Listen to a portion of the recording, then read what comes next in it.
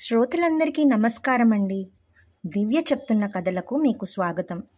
ముందుగా మీ అందరికీ ఒక చిన్న రిక్వెస్ట్. నా ఛానల్లో కథలు మీకు నచ్చినట్లయితే నా ఛానల్ను తప్పకుండా సబ్స్క్రైబ్ చేసుకొని లైక్ చేస్తారని నేను కోరుకుంటున్నాను. ఇంకా ఇవాల్టి కథలోకి వెళ్ళిపోదామా? ఇంకెందుకు ఆలస్యం? అమ్మ ఎవరి దగ్గర ఉంటుంది? వినోద్ తన అన్నయ్యను అడుగుతున్న ప్రశ్న విని ఉలిక్కిపడింది సావిత్రి. అటువంటి సన్నివేశం ఎన్నో కథల్లో చదివింది, ఎన్నో సినిమాల్లో చూసింది. కానీ తన జీవితంలో మాత్రం అటువంటి సన్నివేశం రాకూడదని, భర్త కంటే ముందే పునిస్త్రీగా వెళ్ళిపోవాలని అందరి దేవుళ్లను కోరుకుంది. అయితే తన ప్రార్థన ఫలించలేదు. భర్త గుండెపోటుతో తనకంటే ముందుగా భగవంతుణ్ణి చేరుకున్నాడు. అమ్మ మనిద్దరి దగ్గర ఉంటుంది. అలా అని ఏడాదికి 6 నెలలంటూ మనం పంచుకోవాల్సిన అవసరం లేదు. ఆమెకు ఇష్టమైనన్ని రోజులు ఎవరింట్లోనైనా ఉండొచ్చు అన్నాడు విజయ్.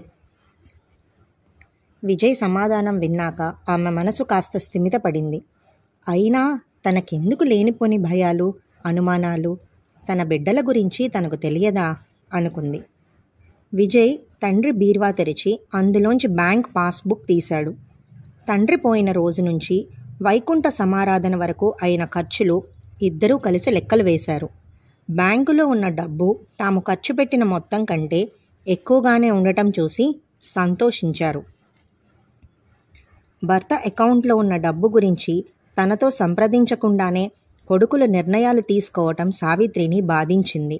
అయినా తండ్రి అంతిమయాత్రకు, కార్యాలకు అయ్యే ఖర్చులు ఆ మాత్రం భరించలేరా? ఇద్దరూ మంచి ఉద్యోగాల్లో ఉన్నారు అనుకుంది. తర్వాత ఇంటి ప్రస్తావన వచ్చింది. మేమిద్దరం ఇళ్ళు కట్టుకున్నాం.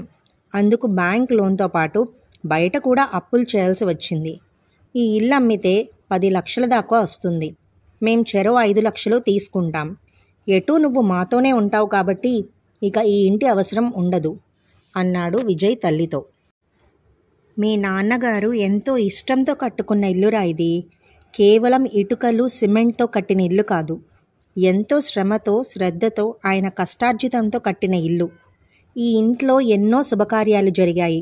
మీ చదువులు, ఆటలు, మీ భార్యల శ్రీమంతాలు, మీ పిల్లల బారసాలలు అన్నీ ఇంట్లోనే జరిగాయి. ఎంతోమంది బంధువులు, స్నేహితులు ఈ ఇంటికి వచ్చి మన ఆతిథ్యాన్ని స్వీకరించి మనసారా దీవించి వెళ్ళారు. మనకెన్నో తీయని అనుభూతుల్ని, మీ నాన్నగారిని తృప్తిని, ఆనందాన్ని ఇచ్చిన ఈ ఇంటిని అమ్మడం నాకిష్టం లేదురా అంది సావిత్రి. మనిషే పోయాక ఇక ఇల్లెందుకమ్మా?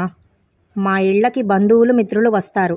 అక్కడ కొత్త అనుభూతులకు స్వాగతం పలుకుదాం. పైగా ఆర్థికంగా మేము ఇబ్బందుల్లో ఉన్నాం. ఇల్లు అమ్మితే వచ్చే డబ్బులతో మా సమస్యలు తీరితే నాన్న ఆత్మ కూడా సంతోషిస్తుంది అన్నాడు వినోద్. లేదురా, ఆయనకి ఇల్లంటే ప్రాణం. కనీసం నేను ఉన్నంత వరకైనా ఇల్లు అమ్మకండి. కావాలంటే నా నగలన్నీ ఇస్తాను. అవి అమ్ముకొని మీ అప్పులు తీర్చుకోండి. నీ నగలు ఎన్నున్నాయమ్మా? అన్నీ అమ్మినా 50,000 రావు అన్నాడు విజయ్ విసుగ్గా. అమ్మా, ఇంటి డాక్యుమెంట్లు కనబడడం లేదు. బ్యాంక్ లాకర్లో పెట్టారా నాన్న? బీరువా వెతుకుతున్న వినోద్ అడిగాడు. లాకర్లో కాదు, నాన్న ఇంటిని బ్యాంకులో తాకట్టు పెట్టారు. నేను ఆ విషయం మర్చిపోయాను. ఇప్పుడు నువ్వు అడిగితే గుర్తొచ్చింది. తాకట్టు పెట్టారా? అంత అవసరం ఏమొచ్చింది? కొడుకులిద్దరూ ఒకేసారి అడిగారు. మీ చదువుల కోసం. మా చదువుల కోసమా? మా చదువులు పూర్తయి 5 ఏళ్లు కావస్తుంది అన్నాడు విజయ్ అసహనంగా. బ్యాంకు లోన్ వల్ల ఇల్లు అమ్మితే వచ్చే మొత్తంలో తన వాటా మరింత తగ్గిపోతుందన్న నిజాన్ని జీర్ణించుకోలేకపోతున్నాడు అతను. కావచ్చు, ఆయన రెవెన్యూ డిపార్ట్మెంట్లో పనిచేసినా జీతం తప్ప మరో ఆదాయం ఆశించలేదు. మీకు ఎంట్రన్స్లో మంచి మార్కులు రాకపోతే లక్షలు ఖర్చు పెట్టి ప్రైవేట్ కాలేజీల్లో మిమ్మల్ని ఇంజనీరింగ్ చదివించారు. మరి అంత డబ్బు ఆయనకి ఎక్కడి నుంచి వచ్చిందనుకుంటున్నారు? మీకు ఉద్యోగాలు వచ్చాక ఆయన అప్పుల గురించి మీరు అడుగుతారని, మీ వంతు సాయం చేస్తారని అనుకున్నాం. కానీ మీకు ఆ ఆలోచన లేకపోయింది. మీ ముందు చేయి చాచడానికి ఆయన ఇష్టపడలేదు. ఆ అప్పు అలాగే నిలిచిపోయింది. అప్పటికీ తన పెన్షన్ నుంచి కొంత, పై పోర్షన్ బాడుగ నుంచి కొంత బ్యాంక్ లోన్ కడుతూనే ఉన్నారు. ఇంకా ఎంత కట్టాలట? విజయ్ అడిగాడు. 5 లక్షలు కట్టాలి. బీరువా నుంచి తీసిన బ్యాంక్ స్టేట్మెంట్ను టీపై మీదకి గిరాటేసి అన్నాడు వినోద్. "హ్మ్, ఏడ్చినట్లుంది. ఈ మాత్రం దానికి ప్రపంచంలో తానొక్కడే ఇల్లు కట్టినట్లు, పిల్లల్ని చదివించినట్లు ఫోజులు" అన్నాడు విజయ్.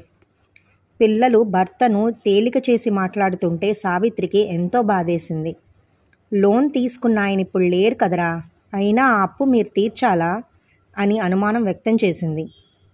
ఆయన లేకపోతేనేం, మేం బతికున్నాం కదా, ఆయన ఇంటికి ఎలా వారసులమో ఆయన అప్పుకు వారసులమే.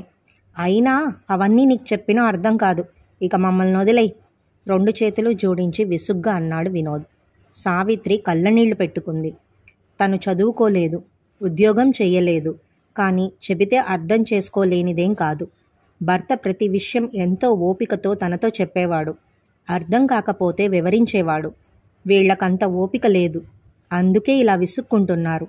వీళ్ల కోసం, వీళ్ల ఆరోగ్యం కోసం తను ఎన్ని పూజలు చేసింది, ఎన్ని రోజులు ఉపవాసాలుంది, ఎంత ఓపికతో అన్నీ అమర్చిపెట్టింది. అవన్నీ వాళ్ళకిప్పుడు గుర్తులేదు, గుర్తు చేసుకోరు కూడా అనుకుంది. ముఖ్యంగా కోడళ్ల ముందు కొడుకులు తనను అలా విసుక్కోవటం ఆమెను మరింత బాధించింది. కోడళ్లను కన్న కూతుళ్లలా చూసుకున్నారు తను భర్త. వాళ్ళు కల్పించుకొని భర్తల్ని వారించకపోవడం తనకు ఆశ్చర్యాన్ని కలిగిస్తుంది. ఆర్థిక అవసరాలు అభిమానాల్ని ఇంతగా చంపేస్తాయా అనుకుంటూ వంటింట్లోకి వెళ్ళిపోయింది. ఉదయం నిద్రలేచిన సావిత్రి గడియారం వంక చూసింది. 7 గంటలు చూపిస్తుంది. అబ్బా, ఇంతసేపు ఎలా నిద్రపోయాను అనుకుంటూ పిల్లల గదిలోకి నడవబోయింది. ఇంతలో కొడుకులు తమ కుటుంబాలతో ఉదయమే ఊరికి వెళ్ళిపోవడం గుర్తొచ్చింది ఆమెకు. రాత్రంతా ఏడ్చి ఏడ్చి నిద్రపోయేసరికి 12 దాటింది. తెల్లవారుజామునే పిల్లల ప్రయాణం. నిద్రలేమి వల్ల తల పగిలిపోతుంది. కాఫీ గొంతులో పడితే గాని అది తగ్గదు అనుకుంటూ గేటు దగ్గరికి వెళ్ళి పాల బ్యాగులో చేయి పెట్టి చూసింది.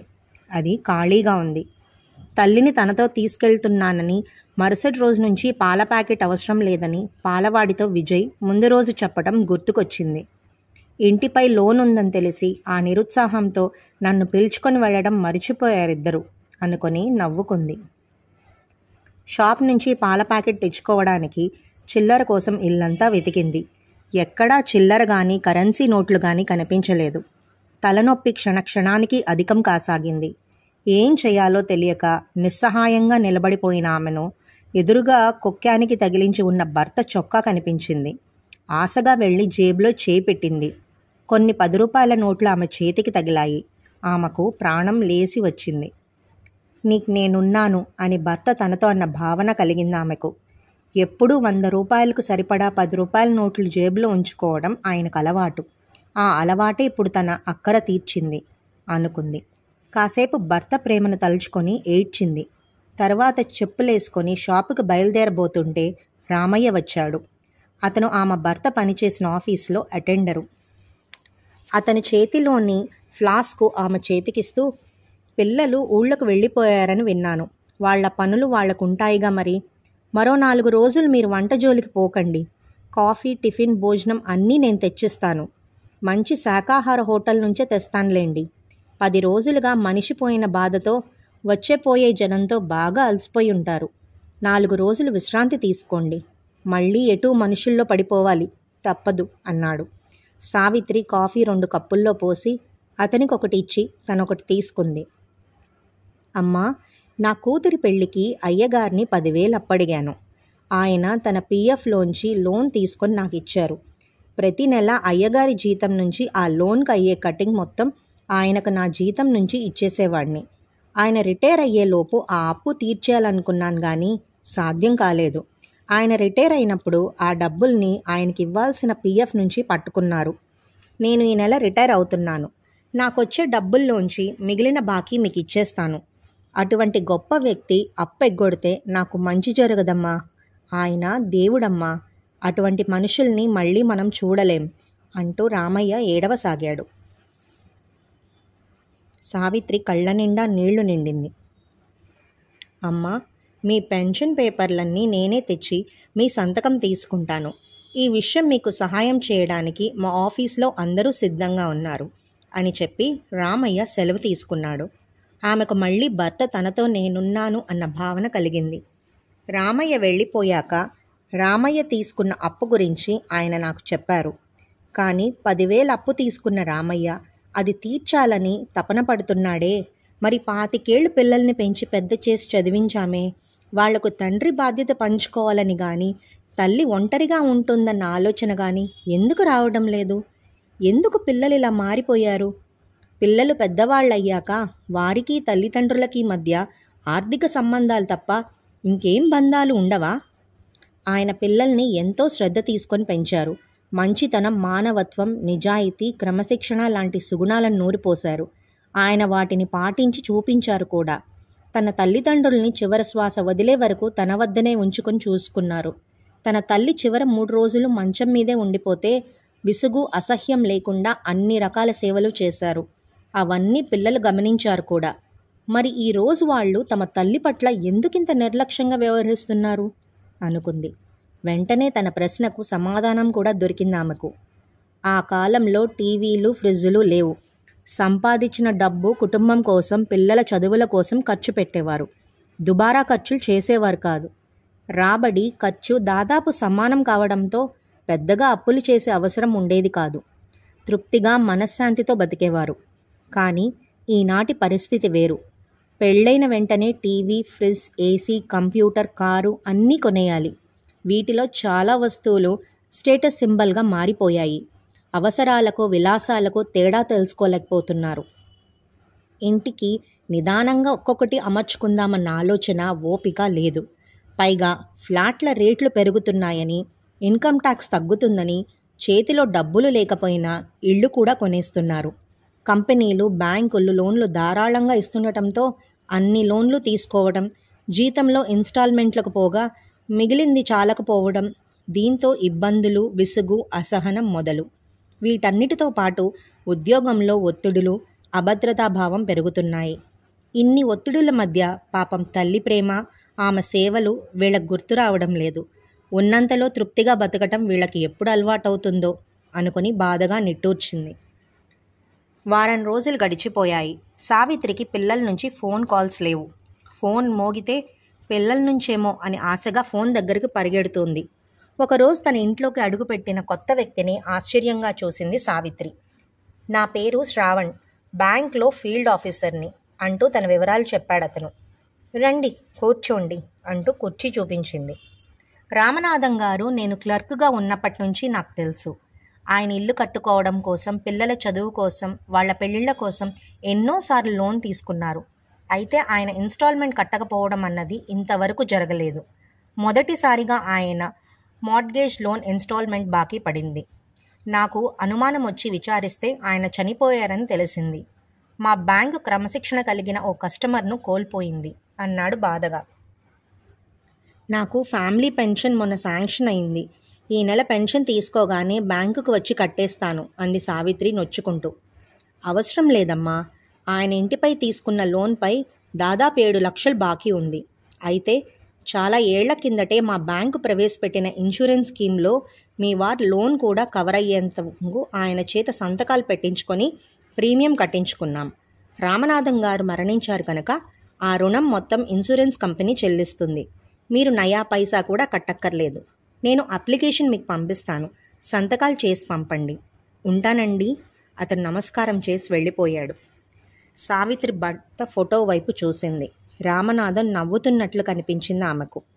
సావిత్రి కొడుకులకు ఫోన్ చేసి రుణం మాఫీ అయిన విషయం చెప్పి, ఇల్లు అమ్మకానికి పెట్టానని, ఎవరైనా వస్తే కబురు చేస్తానని వచ్చి మాట్లాడుకోమని చెప్పింది. కొడుకులు ఆమె ఊహించిన దానికంటే ఎక్కువగానే సంతోషించారు.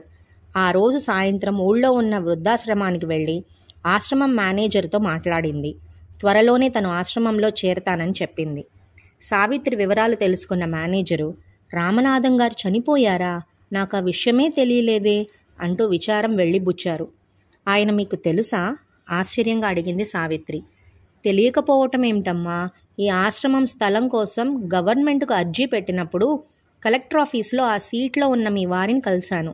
ఆయన సానుకూలంగా స్పందించారు. మంచి కార్యం తలపెట్టినందుకు మమ్మల్ని ఎంతో అభినందించారు. కలెక్టర్ గారికి చెప్పి ఈ స్థలం మాకిప్పించారు. డిపార్ట్మెంట్లో ఆయనకున్న మంచి పేరు వల్ల కలెక్టర్ గారు వెంటనే ఒప్పుకున్నారు. ఇంత చేసిన ఆయన మా నుంచి ఒక్క పైసా కూడా ఆశించలేదు. అటువంటి వ్యక్తి భార్య అయిన మీరు ఓ అనాథలా మా ఆశ్రమంలో చేరడం నాకు బాధగా ఉంది. మీకు అభ్యంతరం లేకపోతే మిమ్మల్ని మా ఇంటికి తీసుకెళతాను. మాతో పాటు ఉండండి. మిమ్మల్ని మా అమ్మలా చూసుకుంటాను. సావిత్రికి కళ్ళల్లో నీళ్లు తిరిగాయి. భర్త మంచితనం గురించి తెలుసు గాని మరీ ఇంతమంది మనసుల్ని గెలుస్తుందని తను ఊహించలేదనుకుంది.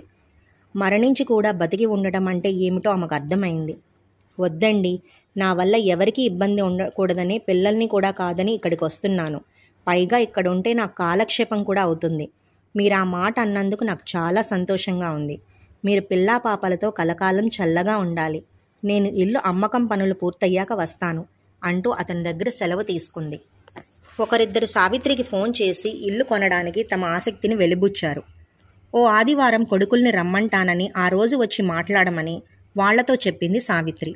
మరుసటి ఆదివారమే కొడుకులు భార్యలతో వచ్చారు.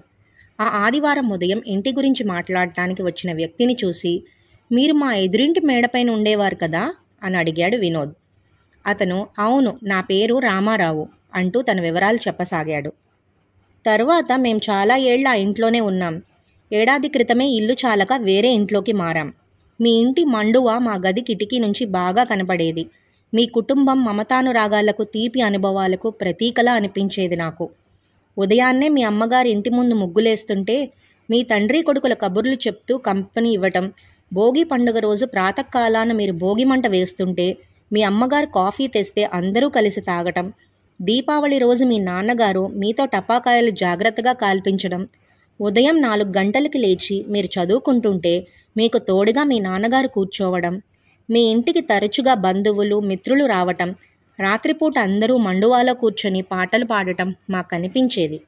ఓసారి విజయ్కి ఆటల్లో చేయి విరిగితే ప్రమోషన్ పరీక్ష రాయడానికి వెళ్ళిన మీ నాన్నగారు పరీక్ష రాయకుండానే తిరిగొచ్చి పుత్తూరు తీసుకువెళ్ళి కట్టు కట్టించటం, నొప్పి తెలియకుండా రాత్రంతా కథలు చెప్తూ జాగారం చేయటం, తన తల్లి వేసుకోవలసిన మాత్రల్ని ఏ పూటకా పూట గుర్తుగా ఆమెకివ్వడం, ఆవిడ మంచాన పడితే సేవలు చేయడం నా మనసును కదిలించేది. ఆయన చేసిన ఉద్యోగానికి కావాలనుకుంటే ఈ ఊళ్ళో 10 ఇళ్ళు కట్టించుండేవారు. కానీ ఆయన తీరే వేరు. పై సంపాదన ఆశించని వ్యక్తి అని ఊళ్ళో మంచి పేరు తెచ్చుకున్నారు. కళ్ల ముందు నోట్ల కట్టలు కనబడుతున్నా, అవసరాలు ఇబ్బంది పెడుతున్నా చలించక నీతికి కట్టుబడి వాటికి దూరంగా ఉండడం చాలా గొప్ప విషయం. ఇక మా ఇంట్లో ఎప్పుడూ గొడవలే. మా నాన్న గెజిటెడ్ ఆఫీసర్. లంచాలు బాగా తినేవాడు. ప్రతిరోజు తాగొచ్చి ఇంట్లో గొడవలు చేసేవాడు. మాకు చదువు తలకెక్కేది కాదు. ఆయన చనిపోతే ఆ ఆఫీస్లో నాకు ఉద్యోగం ఇచ్చారు. ఇప్పుడు నా తమ్ముళ్లతో నాకు మనస్పర్ధలు పెరుగుతున్నాయి. వాళ్ళింకా జీవితంలో స్థిరపడలేదు. నాన్న ఉద్యోగం నాకు వచ్చింది కాబట్టి వాళ్ళని నేను పోషించాలంటారు. ఈ విషయంలో నాకు నా భార్యకు మధ్య గొడవలు. మనిషికి డబ్బు పుష్కలంగా లేకపోయినా ఉన్నంతలో జీవితాన్ని ఎంత ఆనందంగా అనుభవించవచ్చో మీ నాన్నగారిని చూశాక నాకు తెలిసింది. అందుకే మీ ఇల్లు కొని ఇందులో చేరితే ఆ అదృష్టం మాకు తగిలి మా సమస్యలు తగ్గుతాయని మా ఆశ. చదువుకునే రోజుల నుంచి ఈ ఇల్లు నా డ్రీమ్ హౌస్. ఇటువంటి మనుషుల మధ్య నేను లేనే అని బాధపడేవాణ్ణి. కనీసం ఈ ఇంట్లో నివసించే అవకాశం వస్తే అది నా అదృష్టంగా భావిస్తాను అన్నాడు రామారావు. రామారావు వెళ్ళిపోయాక విజయ్, వినోద్లు మౌనంగా కూర్చుండిపోయారు. రామారావు చెప్పిన విషయాలే పదే పదే గుర్తుకు రాసాగాయి. తమ గుండెలో ఎంత అపురూపంగా దాచుకోవాల్సిన జ్ఞాపకాల్ని పరాయి వ్యక్తి వచ్చి చెప్తే తప్ప గుర్తు చేసుకోలేకపోయినందుకు సిగ్గుపడ్డారు. వాళ్ల మనసులో తప్పు చేసిన భావన కలిగింది. పశ్చాత్తాపం మొదలైంది. రాత్రి భోజనాల సమయంలో సావిత్రి కొడుకు కోడళ్లతో వాళ్ళు ఊరు వదిలి వెళ్ళాక జరిగిన విషయాలన్నీ చెప్పింది. రామయ్య బ్యాంక్ ఫీల్డ్ ఆఫీసర్, ఆశ్రమం మేనేజరు అన్న మాటల్ని చెప్పింది. అది విన్న కొడుకుల మనసుల్లో పశ్చాత్తాపం మరింత పెరిగింది. వినోద్కు తండ్రి తమతో తరచుగా చెప్పే quotation, goodness is the only investment which never fails to earn dividends గుర్తొచ్చింది. నిజం నాన్న, మీ మంచితనం డివిడెంట్లను సంపాదించడమే కాదు, ఎంతోమంది హృదయాల్ని కూడా గెలుచుకుంది. మా లాంటి పాపాత్ముల హృదయాలు తప్ప అనుకుని కళ్ళనీళ్లు పెట్టుకున్నాడు. విజయ్ తల్లితో, అమ్మా మమ్మల్ని క్షమించు. నాన్న మంచితనాన్ని ఇంతమంది గుర్తించినా మేం కొడుకులమై ఉండి గుర్తించలేకపోయాం. గొప్పలకు పోయి ఆర్థిక ఇబ్బందుల్లో పడి బయటి వ్యక్తులు వచ్చి మన ఇంట్లో జరిగిన మధురమైన దృశ్యాల్ని గుర్తు చేస్తే తప్ప గుర్తుకు రాని పరిస్థితుల్లో ఉండిపోయాం. మనం ఇల్లు అమ్మవద్దు. కింది పోర్షన్ రామారావు గారికి అద్దెకిద్దాం. పై పోర్షన్ మాత్రం ఖాళీగా ఉంచుదాం. నువ్వు మాతో వచ్చేసేయ్. ప్రతి సంవత్సరం వేసవిలో ఇక్కడికి వచ్చి ఓ వారం రోజులు హాయిగా గడుపుదాం. పాత రోజుల్ని గుర్తు చేసుకొని ఆనందిద్దాం అన్నాడు. అవునమ్మా, నిన్ను ఇన్నాళ్ళు నిర్లక్ష్యం చేసినందుకు సిగ్గుపడుతున్నాం. నువ్వు మాతో వచ్చేయి. ఈ ఇంటి గురించి, నాన్నగారి మంచితనం, వ్యక్తిత్వం గురించి మా పిల్లలకు కూడా చెప్దాం. ఈ ఇంటితో పాటు ఆయన పాటించిన విలువలు కూడా వాళ్లకు వారసత్వంగా లభించని అన్నాడు. సావిత్రి భర్త ఫోటో వైపు చూసింది. ఆయన ఆనందంతో నవ్వుతున్నట్లు కనిపించింది ఆమెకు. అవును మరి, మానవత్వపు విలువల్ని పిల్లలకు ఆస్తిగా ఇచ్చారాయన. వాళ్ళు వాటిని నిలుపుకుంటే ఆయన ఆత్మ సంతోషిస్తుంది అనుకుంది తృప్తిగా. ఈ కథ ఇంతటితో సమాప్తమండి. తిరిగి మరో చక్కటి కథతో మళ్ళీ కలుసుకుందాం. అంతవరకు సెలవు మరి. నమస్కారం.